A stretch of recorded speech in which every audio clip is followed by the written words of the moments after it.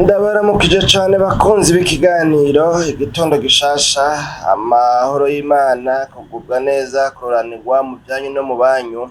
Ivyo ndabipfurije muteramanye na jewe Janvier Manirambona muri kino kiganiro cacu, igitondo gishasha cacu cuno musi. Nije nama ngitunganya nkongera nkakibashikiriza kuri zino mbuga zitandukanye zikorera ahatandukanye, twise Ntambura Idaheta TV. Mbafitiye no musi ndavuga ngo icigwa tugomba kurabira hamwe, dushobora kuzorabira hamwe kumbure mu bice bitatu. No musi twagomba turabe agace ka mbere. Ico cigwa ni cigwa nagomba yuko turabira hamwe kivuga ku bijanye novuga ngo n'ubuhanuzi canke ubuvugishwa. Iyi mvugo nibaza ko ari imvugo yumvikana kandi imaze kumenyerwa mu madini y'abaporoti cane cane, nibo kumbure bakoresha iryo jambo ubuhanuzi, ubuvugishwa, mu gifaransa navyo bivuga ngo prophecy. Tugomba kurabira hamwe rero ubuvugishwa, tukavuga ngo ni la prophecy. Hanyuma ubwo buvugishwa tuzoburaba kumbure novuga ngo mu buryo butatu. Agace ka mbere ariko tugomba turabire hamwe, tuzorabira hamwe mbega ni gute umuntu yomenya prophecy y'ibinyoma, ni fausse prophecy. Hanyuma mu gace ka kabiri turabire hamwe bavuga ngo ingaruka mbi ya fausse prophecy, ingaruka mbi y'ubuhanuzi bw'ibinyoma cyangwa se y'ubuvugishwa bw'ibinyoma. Hanyuma mu gace ka gatatu tuzorabira hamwe ingaruka nziza, inyungu mu yandi majambo zituruka ku buhanuzi bw'ukuri. Ubuhanuzi bw'ukuri tuzoraba ingaruka nziza zabwo canke inyungu zabwo, ubuhanuzi bw'ibinyoma tuzoraba ingaruka mbi zituruka kuri bwo. Hanyuma muri kino gice tugomba turabire hamwe mbega ni gute umuntu yomenya ubuhanuzi butari bwo canke ubuhanuzi bw'ikinyoma, bw'ibinyoma bubesha butari ubw'ukuri. Munyemerere rero ko murengira ngo mbasomere aka definition mfise ngaha muri kino cigwa nabateguriye. Kari mu gifaransa kavuga ngo une fausse prophétie désigne une prédiction faite au nom de Dieu ou d'une force spirituelle, mais qui ne se réalise pas ou qui est basée sur des motivations trompeuses. Ces prédictions peuvent sembler spirituelles ou véridiques, mais elles ne viennent pas d'une source divine authentique. Iyi ni indangurakintu ivuga ico arico ubuhanuzi canke ubuvugishwa bw'ibinyoma butari ubw'ukuri, une fausse prophétie ukuntu imeze. Aha bavuga ngo tubizanye mu Kirundi kugira ngo kumbe dufashanye n'abatumva neza canke mu buryo bwihuse igifaransa bashobora kumvamwo bimwe bimwe iyo umuntu avuze gutyo igifaransa gutyo nkuko twagisomye. Ngaha bavuga ngo ubuvugishwa bw'ibinyoma cyangwa ubuhanuzi bw'ibinyoma ngo ni ubuvugishwa buvuga ibintu bitaraba, ngo bukabivuga mu izina ry'Imana, ko ari Imana ivuze, ko ari Imana yirahiye, ko ari Imana igiye kubikora, canke ngo bukabivuga novuga ngo ubwo buhanuzi ngo bukaza novuga ngo mu bushobozi novuga ngo bw'impwemu canke se bw'ama esprit, d'une force spirituelle, mu buryo bw'impwemu, mu buryo novuga ngo bw'ama esprit, mu buryo butangaje, mu buryo novuga ngo bw'ubushobozi bw'impwemu bw'imyuka. Mu nyemerere mvuge gutyo kuko hashobora kubaho mpwemu yera canke hakabaho mpwemu ihumanye, impwemu ya shetani. Hanyuma ngo mugabo kandi ubwo buhanuzi canke ubwo buvugishwa bwavuzwe wanashaka mu izina ry'Imana canke se mu zindi mbaraga, mu bushobozi, ugasanga bwavuze mu buryo bw'ingabire kanaka, mugabo ntibudome kuko ari Imana ivuze. Umugabo ubwo buhanuzi ugasanga ngo ntibushika, buravugwa bikavugwa ariko ngo ntibishike, canke naho ngo ugasanga ngo ubwo buhanuzi canke ubwo buvugishwa ngo ni ubuvugishwa buhagaze ku ma motivation y'ububeshi, buhagaze ku gutera intege, ku kuryoshya abantu, ku guhimiriza abantu, novuga ngo kugushusha abantu, novuga ngo kugushitura abantu mu ntumbero yo kubatera intege yuko ibintu bimeze neza, ibintu byifashe neza, mugabo ngo ari ububeshi. Ico rero ngo nico bita ubuhanuzi bw'ibinyoma canke une fausse prophétie désigne une prédiction faite au nom de Dieu ou d'une force spirituelle, mais qui ne se réalise pas ou qui est basée sur des motivations trompeuses. Aya magaca avuga ngo rero ubwo buhanuzi canke ivyo vyavuzwe ngo bishobora kuboneka nk'aho ngo ari ibintu nyene ngo byo mu buryo bw'impwemu. Urabona ibintu byo mu buryo bw'impwemu n'ibintu byo mu buryo bw'umubiri biratandukanye. Bishobora kubonekana ngo ari ibintu nyene ngo byo mu buryo bw'impwemu, ibintu nyene ngo byo mu buryo bw'imyuka, ngo kandi ngo bishobora no kuboneka kumengo ni ibintu ngo by'ukuri ubona uravye umengo ukivyumva wumva umengo nyene ni ukuri kuzuye. Ariko mugabo ngo ukurikiranye neza ugasanga ivyo bintu byavuzwe muri iyo profesi ugasanga ngo ntibiva, novuga ngo ku Mana, ngo ntibifise une source divine authentique, ugasanga ngo ntibifise ubuziranenge bwo gukomoka ku Mana, ko nkaho ari source, ari isoko y'Imana, ugasanga ngo ntibikomoka ku Mana. Muri make no muri menshi rero, naho bigoye kumbure kuzana ururimi mu rundi, usanga ari amajambo amwe amera nk'ayatakaye, ariko mugabo ivyo nivyo bivugwa kuri definition ku ndangurakintu ya profesi. Hanyuma rero kubera ko no munsi turavuga yuko ikiganiro gitondo gishasha cacu cuno munsi duhisemo kugikora mu buryo novuga ngo bw'icigwa, turabira hamwe kumbure bivanye n'ingene numvise mu mutima nk'uko kubikora uko nyene tukavyiga nk'icigwa nyene gutyoye. Nagomba rero turabe ngo mbega ni gute umuntu yomenya ubuhanuzi bw'ibinyoma. Tugomba kurabira hamwe ibintu ngaha 5 6 gutyo bishobora kwereka umuntu yuko ubwo buhanuzi ari ubw'ibinyoma. Ibintu bisha kuri 6 ubikoreye ko neza bizokwereka yuko ubuvugishwa bwavuzwe ari ubw'ibinyoma canke atari ubw'ibinyoma. Nibyo tugomba kurabira hamwe kugira ngo nejo bundi hagize ubuhanuzi canke ubuvugishwa profesi iza ushobora kumenya yuko ari ibinyoma canke atari ibinyoma. None rero ikintu ca mbere cofasha umuntu kumenya ubuhanuzi, kimwe mu bintu vyofasha umuntu kumenya ubuhanuzi canke ubuvugishwa kwari ubw'ukuri canke atari ubw'ukuri, ngo nikijanye n'isoko isokorotsemwo ubwo buhanuzi, aho bwazananye, novuga ngo aho buturuka, aho bwavuye ku isoko y'ubwo buhanuzi. Aha nabo bavuga ngo abantu novuga ngo ubuvugishwa bw'ibinyoma ngo akenshi na kenshi ngo usanga ngo buva canke se bushimikiye ngo ku vyiyumviro vy'abantu, kuvuga bene kuvugishwa, canke ugasanga ngo bushimikiye canke se bukomoka ku vyipfuzo vyabo bavugishwa bo nyene ubwabo, aho gusanga ubwo buhanuzi bwova ku guhishurirwa n'Imana. No kuvuga ku bijanye n'isoko ya profesi, ugomba kumenya neza ubuhanuzi ko ari novuga ngo ubw'ukuri canke atari ubw'ukuri, ngo ukurikirana neza isoko bwavuye ku isoko bwavuye ko, naho bisaba yuko uba uzi uwo muntu, uyo muvugishwa uko ameze, uko yipfuza, uko yiyumvira, ivyifuzo vyiwe, uko akunda kuba ameze mu kibano, kugira ngo dufate nk'ubari nk'umuntu w'inkunzi y'amahera cane, ivyo yovugishwa usanzwe uzi neza ko ari inkunzi y'amahera, akenshi urashobora gusanga bihagaze muri kwa kwipfuza cane amahera kwiwe.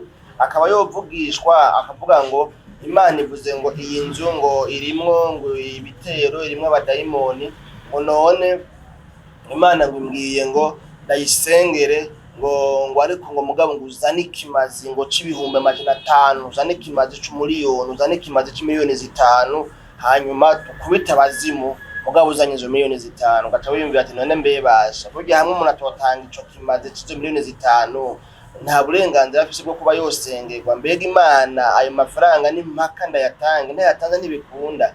Ugasanga azanye isuforome y'ikimazi, mugabo ico kimazi bakurikirana ugasanga ni kimazi yigeneye.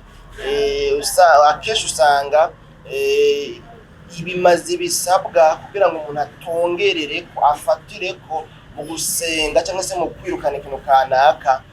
Nta tegeko nta cyagezwe gihaba kivuga ngo bitegezwa kuba ibi n'ibi, ariko mugabo ukurikiranye rero isoko y'ubuhanuzi aho bwakomotse aho buturuka, urashobora kuzosanga uyu muhanuzi yavugishijwe afise ivyiyumviro vyiwe canke ibyifuzo vyiwe bivanye n'ico agomba gushika, kuko rero usanga biciye bituma agira nti avugishwa ibi canke biriya. Ico ni ikintu kimwe muri bino bintu bitandatu turiko turarabira hamwe umuntu yokorera ko mu kugira nti mu gusuzuma ubuhanuzi. Ikindi ca kabiri ngaha kuvuga ni ikihe, nico bavuga ngo ni contenu de la prophétie, bwa mbere ni source de la prophétie, isoko y'ubuhanuzi, aho ubuhanuzi bukomoka.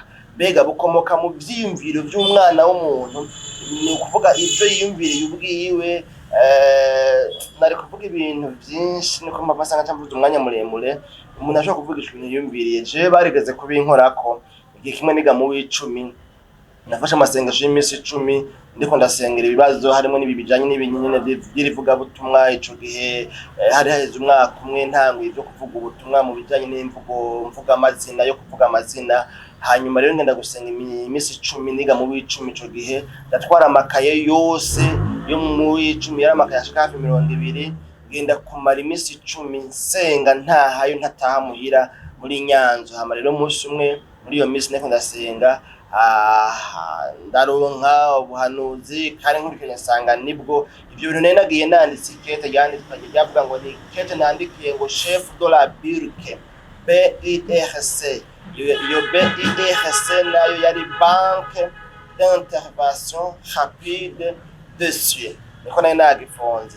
Ndasenga hanyuma hacaza umwe mu bantu twagiranye igiteramo muri iyo minsi, aravuga ibintu. Hanyuma ivyo bintu nsanga nivyo ndavyemeza neza, ndabona ko ari Imana ivuganye nanje. Ayo masengesho ndayasenga ndayaheza. Hanyuma mu nyuma canumva mu mutima nkwiye gusenga amasengesho ati hahandi napfukama iminsi 10 ndiko ndondera gutabagwa. Hanyuma nkaba naharonkeye ubuhanuzi bumpumuriza kandi bumbwira ko ivyo bintu Imana izobikora mu gihe cavyo n'ingene bizogenda byose, kuko n'ubu ndabona yuko ariko biriko biragenda uko byagiye biravuga. Ico gihe ndavuga neka nje gufata iminsi 3 yo gusenga, mugabo cette fois ngiye gushimira Imana.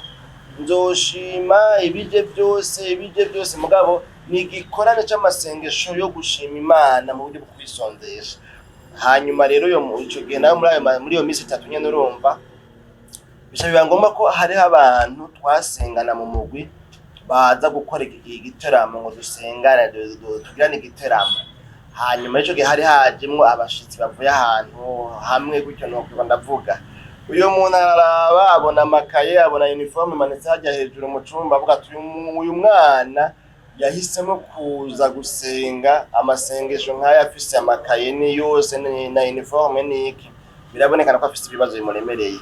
Aca yaduka rero avuga ngo Imana ivuze ibi, Imana ivuze ibi, ngo ufise ibibazo ngo bikuremereye ngo ye mugabo nane ndibuka yuko imbere yuko igitaramo gitangura yambajije umunyeshure arambaza utubazo. Muri bya bibazo rero cambona yuko imagination yiwe ariho yafatiye atangura kuvugishwa ibintu. Abantu twari kumwe babona ndabiraje datwega ndumva, kuko yavuze ngo nazanywe n'ibibazo bindemereye, mugabo nanje nazanywe no gusenga nshima Imana, sinazanywe no gusengera imitwaro nayo nayisenga muri ya minsi 10 ndonka ubuhanuzi kandi nsanga nibwo numva ndabwemeye ndabwizeye. Hanyuma aravuga ngo rero nzanywe no gushima Imana, nta bintu byo kurira, sinzorira muri ano masengesho, sinzorira kuko ndabise ukuntu nyene muri iyo minsi nasenga nsenga nyene ndira utoraba. Ariko mugabo ubu rero narinzanywe no gushima Imana. Iyo muntu rero kubera ko byazananye muri imagination yiwe aravuga ngo Imana ngo bivuze ibintu n'ibi, kandi wapi turabesha. Kubera iki nabonye neza ko bivuye muri imagination yiwe, ivyiyumviro vyiwe ari ibyo yigeneye, ari ibyo yiwe nyene yitoreye. Yemwe mabasanga mvuze umwanya muremure kandi tukiri kure. Ica kabiri ni contenu de la prophétie, ibigize ubwo buhanuzi ubwo buvugishwa, kuvuga amajambo agize ubwo buhanuzi. Le message en soi, ubuhanuzi ubwo butumwa bugize novuga ngo ubwo buvugishwa, nibwo ngo nabwo wigako kugira ngo umenye neza yuko ari ubuhanuzi bw'ibinyoma canke ari ubuhanuzi bw'ukuri.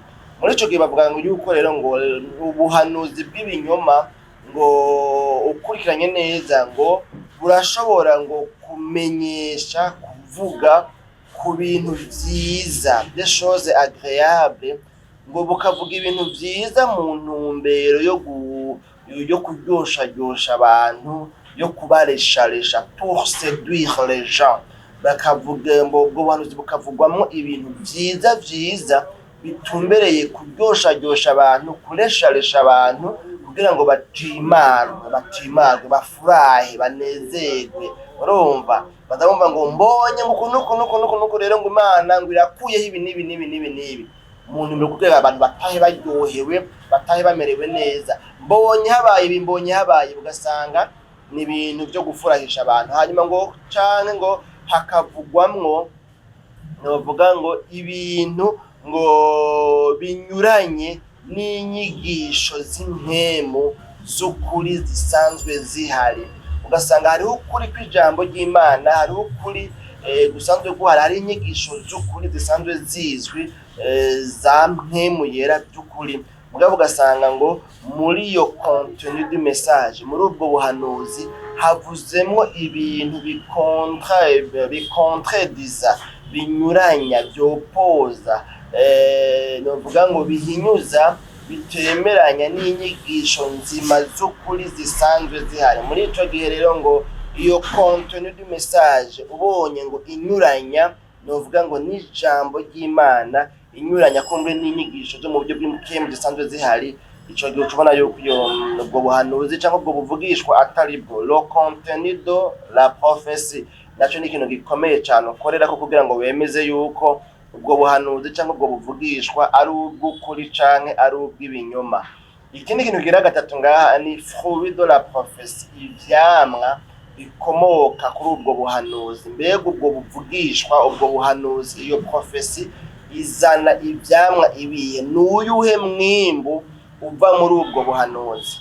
Ibi bintu mukwiye kuvyumva neza, kandi nciye nibuka jewe muri kahise kanje nabayeho ndavyiyumvira, none nciye ndavyibuka muri kino kigo nateguye. Nahoze mvuga nti mu bisanzwe ubuhanuzi atacu buhindura mu bantu, ntibuba buvuye ku Mana. Buvugishwa ata mwimbo buzana, ntibuba buvuye ku Mana. Hari ishengero rimwe nakuze nzi ingene ryigishwamwo ibimenyetso, ibitangaza kw'abantu ataraba inyuma, atarabo kuba abanyuma, atari imirizo, bobo ari mitwe yuko ibintu bigiye gucamwo, ibintu bigiye gucamwo, ku buryo novuga ngo kuva ku itariki ya mbere y'ukwezi kwa mbere gushaka ku itariki ya nyuma ari bwo butumwa bwonyene bwigishwa muri nyashengero. Muri nyashengero higeze kuza mbere ngo n'umukozi w'Imana umwe yaravuye hanze, nawe nyene ngo yari yarigeze kuza kwigisha, hanyuma aramotiva abantu, arabashusha abantu, barabibishakashaka, barabanovuga ngo urubeya, abantu bararyoye ngo namubanye usanga nyine akaruru, ingoma, igisirimba n'ibindi. Hanyuma rero ngo ikindi gihe Imana iramubwira, bamutumiye amugati umviriza rero cette fois-ci genda umbwirire bajya abantu kuno kubabwira ubutumwa bwo kwihana, kandi abakozi b'Imana barongoye iryo shengero ubambwire ko bariko barazimiza abantu banje kubona batabigisha ikintu cyo kwihana ibyaha, babereka yuko byose bigiye gucamwo atangorane, muga ntibigera bakora ku byaha bakora. Genda rero bambwirira kuno. Hanyuma rero wa mukozi w'Imana aravyigisha kucyo nyene, aravyigisha kandi kugira ngo abantu barihanye cyane n'imbere y'ishengero. Mbere naba bakozi b'Imana arababwira yuko bariko bigisha abantu kutariko bakwiye guhindura inyigisho. Uwa Mungu kurikira wa mukozi w'Imana rero arongoye iryo shengero ngo yacihagarara imbere y'ishengero ngo none wego data wanje ngo tubigishe kandi ngo muri mwebwe ngo muratazi kwihana ngo ninde, ngo mutazi ko kwihana ibyaha ngo gutuma umuntu yegera Imana. Urumva ngo barabyorosha ukuntu ivyo murabizi, ivyo n'ivyambere byo kuba muri Kristo, ngo ivyo n'ibintu ngo byari mu ntango mu gice, ngo nta muntu n'umwe ngo atazi ko kwihana ibyaha ari vyiza. Urumva aca abandanya muri ya mvugo, n'ubu barabisaziye yigisha kwa kuntu nyene. Rero muravyumva ico kintu rero kijanye n'ico bavuga ngo ni fruit de la prophétie. Nako ndavuga ngo ubuvugishwa ubuhanuzi mbwa butazana umwimbo, budafise impact. Ivyo bintu biba ari ibintu byo kumotiva abantu, kubyoshagyosha abantu, kubaresharesha, ariko mugabo ntibiba ari ibintu bivuye ku Mana. Ibintu bivuye ku Mana bigira ubushobozi bwo kugira ikintu bibomoye no kugira ikintu bikreye. Ugasanga rero naho niyumvira ko ni ingene nyashengero naho uvuye gusambana ntibashobora kubona ko uvuye gusambana, mugabo ingabire zaho, impemu zaho zikunda kubona gusa ibyiza ugiye gukorerwa.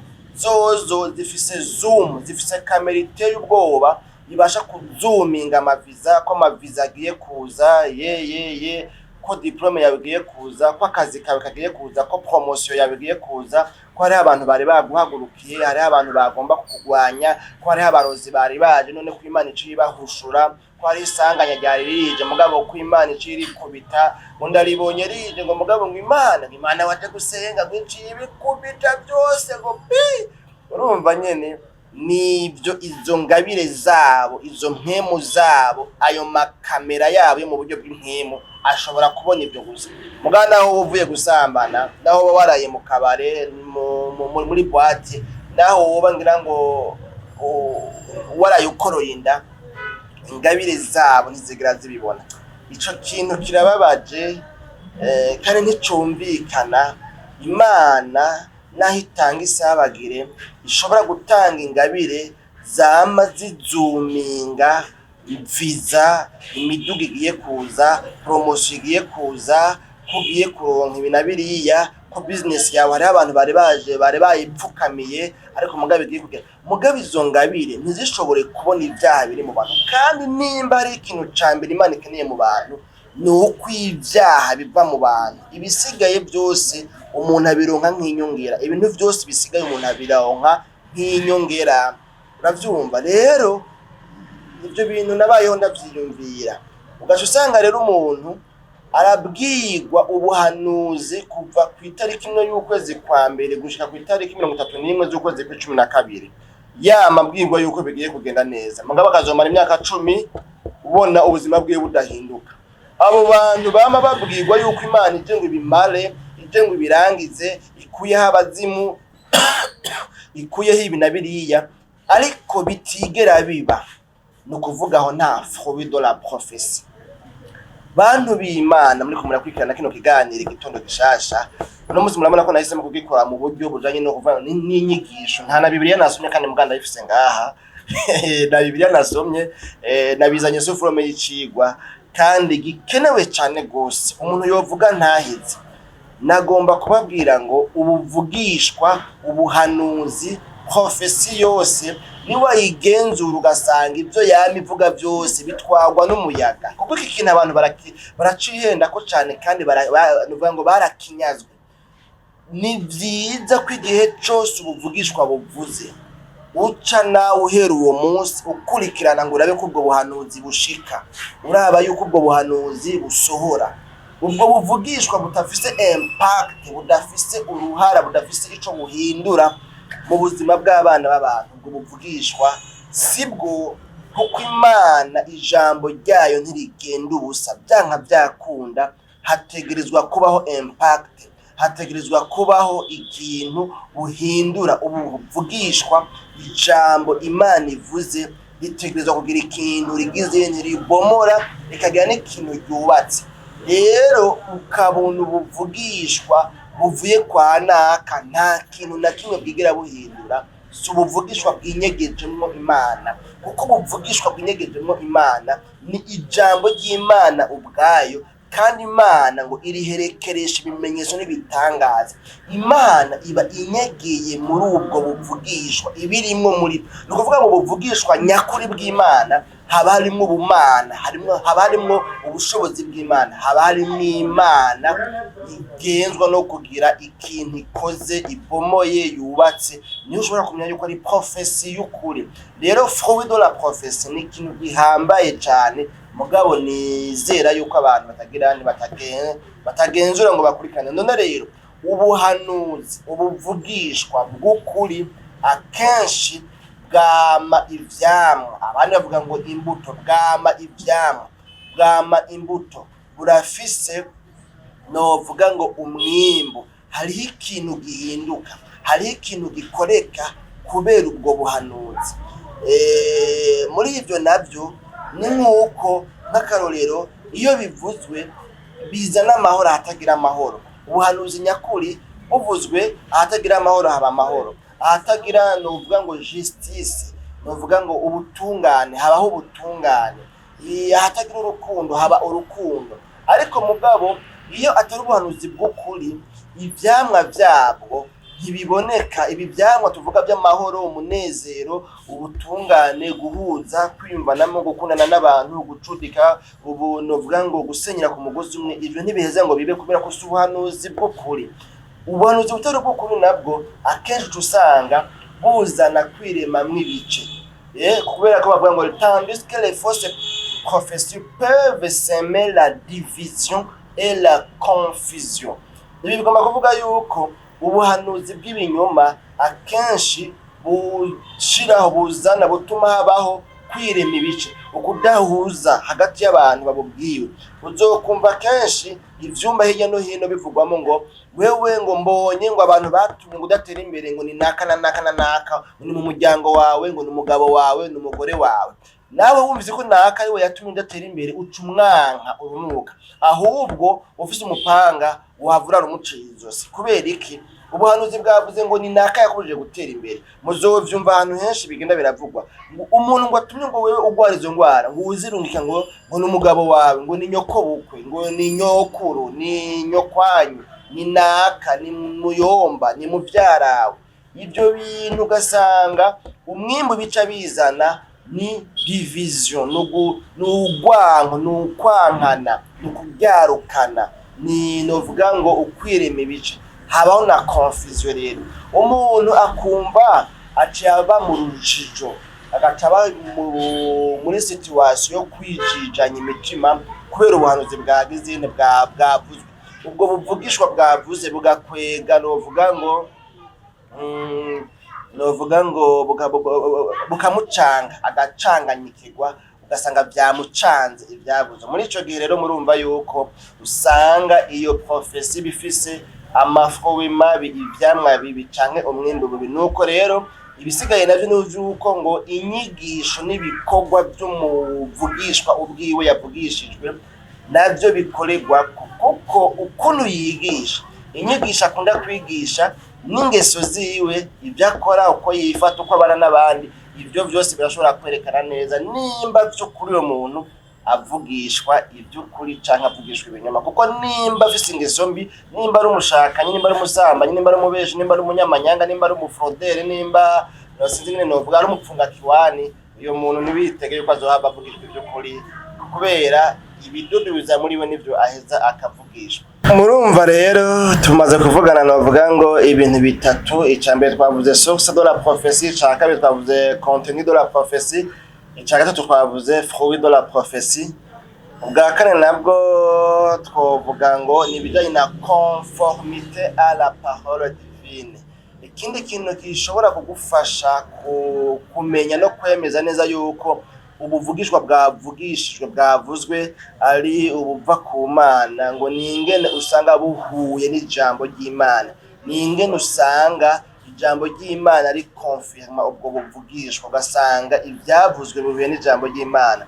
Bivugwa ngo ubuvugishwa bw'ukuri ntibwigera buhinyuza, bwopoza, buba igihushane n'ijambo ry'Imana ari ryo Bibiliya, ngo canke ibindi vyanditswe vyera bisanzwe bizwi bikoreshwa hirya no hino mu buzima bw'iyobokamana. Ngo ariko ngo ubuhanuzi canke ubuvugishwa bw'ibinyoma akenshi usanga buvuga ibinyuranye novuga ngo n'inyigisho z'ijambo ry'Imana, canke mbere n'indangagaciro zijanye n'ukwemera canke n'ukwizera. Murumva yuko rero usanga akenshi ubuvugishwa bw'ibinyoma butahuye n'amadoctrine y'ukuri canke amavaleur fondamentale afatiye ku kwemera cyangwa se ku kwizera ukurikiranye mu ijambo ry'Imana usanga binyuranye n'ibyo ubuvugisho bw'ibinyoma bwavuze. Muri ico gihe rero birumvikana yuko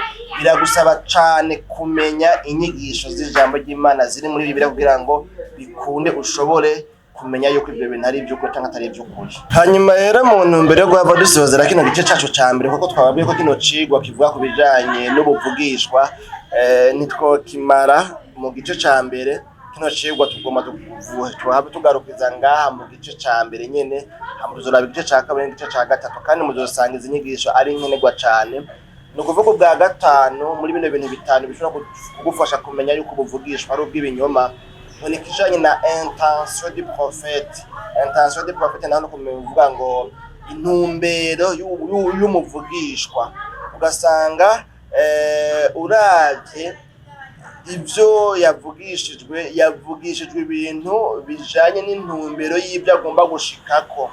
Uravyumva, nk'ubu dufate nk'ubu agomba kubakisha novuga ngo urugomero rwo kubatirizamwo canke agomba ko mwubaka urusengero, agaca avugishwa ibijanye n'ico kintu agomba yuko gikorwa. Muri ico gihe rero yavugishijwe yisunze ibyo agomba gushikako, ariko mugabo ugasanga ntiyavugishijwe yisunze novuga ngo ico Imana igomba gushikako, kuko ibyo umuprofeti agomba gushikako birashobora kunyurana n'Imana igomba muri uwo mwanya cyangwa se muri ico gihe. Na cyane cyane ko muzi yuko kuba umuvugishwa bidasigura yuko imisi yose ico ushaka nico Imana iba ishaka. Muri kino gihe turabizi yuko umuprofeti ashobora kugira kuba afise nawe izindi ntumbero zibiwe z'ibyo agomba gushika. Ko nababwiye abirirwa barabwira abantu ngo iyi nzira imwe ibisigo, none ngo tanga kimazi c'imiliyoni 5 tugende ku musozi gukutayo iminsi 3 yo gusengera iyo nzu hanyuma iciba amahoro. Ugasanga rimwe na rimwe niko usanga ivyo bintu aribo bagize babikundikiye bikaguhwata. Mperuka hano hamwe mugabo nizere ko ntaza kuhavuga abantu muri Nyashengero numvise rero ingene ngo bimeze, ngo barabitransfera ibitero, barabitransfera. Pasiteri ngo yashobora kugira gushika muri bagasanga uwo bakorana ngo yatransfeye intuzeye ibitero mu bana biwe, abana bakagwara bakagirana. Hanyuma nawe wagatasenga ngo abisubize ngo Mana ngo ndabirungitse ndakobise ngo ndahondaguye ngo haryama ngo habe intozi habiki, bakatura amajambo menshi kandi ngo mu buryo bwo gusengaga. Hanyuma ngo ivyo bintu ngo yataguye byose bigenda kwa wa mupasiteri mugenzi we nawe ngo n'abana ngo bigakubita ngo bigahondagura. Rero bariko barabimbwira bene kubimbwira ati tugiye mu gatondo bukeye yarayabirungise twumva, twasanga bose byanze nuko bavyuka ngo byabahondaguye bimitwe iki, ugasanga ngo ngo bakubititse. Ndavuga none iyo ni Imana? Ati barabihanahana, umwe arabirungi kuri nawe akavuga ati akabisubiza. Urumva aje nka bya naho numva ngo abarozi ngo iyo wamuroze afise umuti wo kwirogora cyangwa se kurogora ivyo bintu bamuroze, arabirogora akabijya hamwe nawe agacakurungikira gwiwe. Haba muri mwebwe babiri uwo biza kunanira kurogora ivyo yarungikiwe niwe ngo acapfa. Ni muri ubwo buryo rero intention du prophète rero ni intumbero y'ico yaratumbere gushika ko uyo muprofeta. Ubwa gatandatu aribwo bwa nyuma icyo turaba dusozere kubera yuko je iminota ndabona ari kiraba myinshi, ni ngo nuko ngo umuntu kugira ngo amenye neza ko ubuhanuzi bwavugishijwe ari ubw'ibinyoma wakwiye kugira discernement.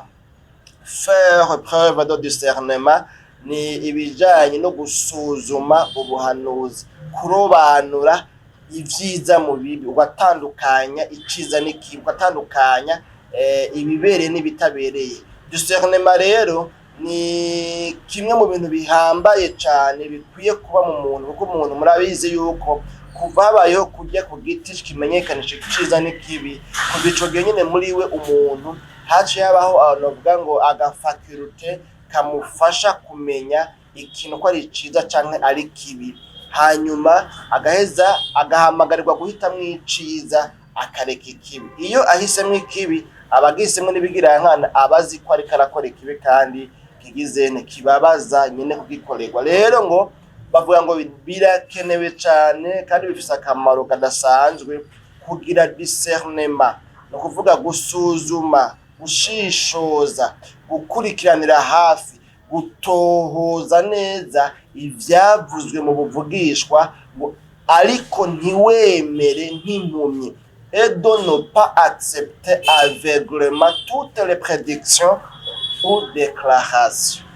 Bagomba kuvuga ngaha rero ngo ntibavuze ngo mupinge, ariko bavuze ngo ntugapfe kwemera byose nk'intama canke se nk'impumyi, ntupfe kwirunda mu bintu ivyo ari byo byose nk'umuntu novuga ngo atabona adafise ubwenge w'ikirofa w'ikigugu. Oyaye, gendana ubwenge, ibivuzwe bikurikirane, vyiyumvire ko, bisesangure, bisuzume, bishire ku munzane kugira ngo urabe yuko ivyo bintu vyoba ari byo canke atari byo. Bene data bakunzi ba kino kiganiro rero gitondo cacu cuno munsi duhisemo kugisoreza. Nizere yuko mwumvise ibitari bike, turavye ibintu bitandatu vyodufasha kumenya yuko ubuhanuzi ari ubw'ukuri. Kimwe tubonye ngo ni source de la prophétie, inkomoko y'ubuhanuzi, y'ubuvugishwa bwavugishijwe, aho bwakomotse ahariho, twabibonye ingene bigenda. Ikindi cya kabiri tubonye cyo dufasha kumenya ko ubuvugishwa ari ubw'ukuri cyangwa atari ubw'ukuri, ni cuko ngo umuntu akorera kuri contenu de la prophétie, ibyavuzwe muri ubwo buvugishwa, le message transmis uko yari imeze, mbega yarigizwe n'ibiki. Twabonye ingene bigenda. Ubwa gatatu twabonye les fruits de la prophétie, umwimbu ukomoka cyangwa se uturuka kuri ubwo buvugishwa. Ivyo ni ibintu bitatu. Bwa kane tubonye conformité à la parole divine, ingene ubuvugishwa buhuye, bwemezanya, bwuzuzanya n'ijambo ry'Imana cyangwa izindi nyigisho z'ukuri zifatiye ku kwizera, ku myizerere ya Gikristo, canke ingene zitaba ubwo buhanuzi buvugishwa butaba buhuye n'inyigisho nzima z'ijambo ry'Imana, zubakiye ku ijambo ry'Imana. Bwa gatanu tubonye intention du prophète, intumbero nico novuga ngo umuprofete wavugishijwe agomba gushikako. Ukaraba neza ko mu byo yavugishijwe hinyegeje n'ibyo yari atumbereye gushikako, kubera mu kumanipira abantu muri kino gihe araza agategura ibintu bihuye n'icyo agomba gushikako, muga agatabizana mu buryo prophétique. Kumbe ni kubera ko yarakeneye ko mukora iki, hanyuma agacazana ubuvugishwa buhuye na bya bindi agomba gushikako kugira ngo muce muvyemera, kubera yuko bivuzwe n'Imana bitavuzwe nawe. Oro ni intention yiwiwe personnel, ni intumbero yiwiwe y'ibyo agomba gushikako. Hanyuma bwa nyuma aribwo bwa gatandatu tubonye ngo umuntu akwiye kugira discernement, agasesangura, agashishoza, agatohoza neza, akagira umwihwezo, akanaliza, akaraba ibyavuzwe ko by'ukuri atakintu coba cinyegejemwo. Nuko rero ni hano dusoreje kino kiganiro igitondo gicaca cacu cuno munsi. Mwebwe mwagikurikiranye mwagize neza, tubahamagarira kwiyabonesha abakiri bashasha, mutari yabonesha mufande kuri sabone cyangwa subscribe, hanyuma mwemeze kuri iyo nkengere cyangwa iyo nzogera ko mwifuza ko ama notification yose abashikira, gutyo nta kiganiro na kimwe muzohomba. Nuko rero mwakoze ikiganiro igitondo gishasha nakigarukiye, cyari giteramishijwe na jewe Jean Imana Irambona. Nze kubana namwe, tuzosubira mu kiganiro igitondo gishasha cy'ubutaha na Gahwane.